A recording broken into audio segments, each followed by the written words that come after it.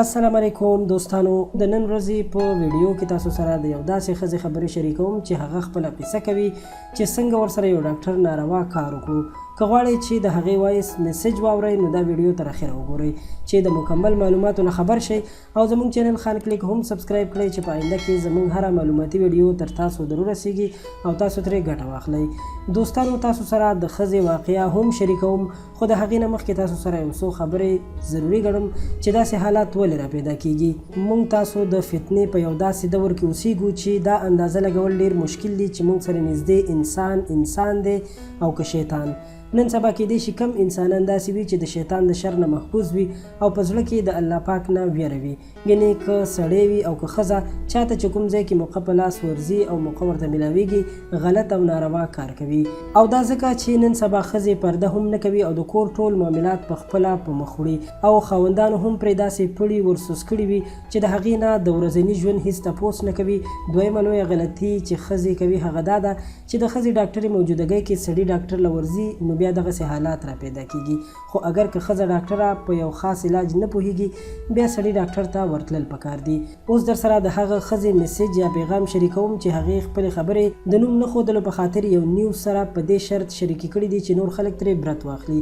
هغه وایي چې زه 38 کلنه ښځه یم، زما 3 بچي دي او 3 واړه بچي مې په لوی اپریشن باندې شوي دي چې د دې له وجې به زما په ملا کې هر وخت درد و. څو ورځې وړاندې مې خاوند ته وویل چې ما ډاکټر ته بوځه، زه ډېره په تکلیف یم، خو هغه نن او سبا کول. اخر زه مجبوره شوم او خپله هسپتال ته لاړم. هسپتال کې ښځه ډاکټره نه وه، یا ممکن په چوټۍ یا رخصتۍ باندې وه.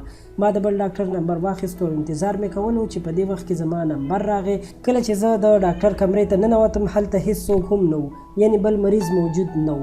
لنډه دا چې ما ډاکټر ته د چیک اپ دپاره وویل.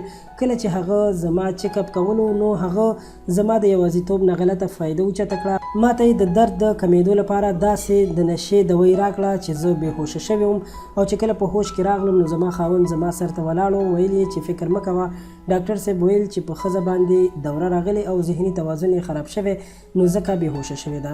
خو زه د بېهوشۍ په حالت کې لږه لږه پوهېدم چې ما سره څه روان دي. دغه ښځه وایي چې ما هیڅ هم ونه ویل او زما په سترګو کې اوښکې وې ځکه چې زما عزت خاورې شوی و.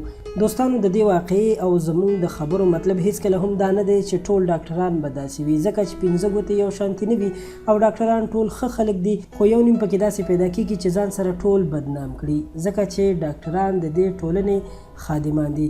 خو په دې کې لویه ګناه د هغه خاوندانو هم وي چې خپلې ښځې ته وخت نه ورکوي او په خپلو کارونو کې مصروفه وي او نه د ښځې د پردې خیال ساتي، نو بیا ضرور دغسې حالات را پیدا کیږي.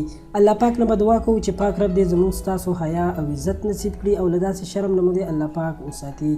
امین. که ویډیو مو خوښه شوې وي لایک یې کړئ. په آینده کې له همدغسې په زړه پورې او معلوماتي ویډیوګانو نه ځان خبرولو لپاره خان کلیک چینل سبسکرایب کړئ. تر بیا مو په الله سپارم. د خدای په امان.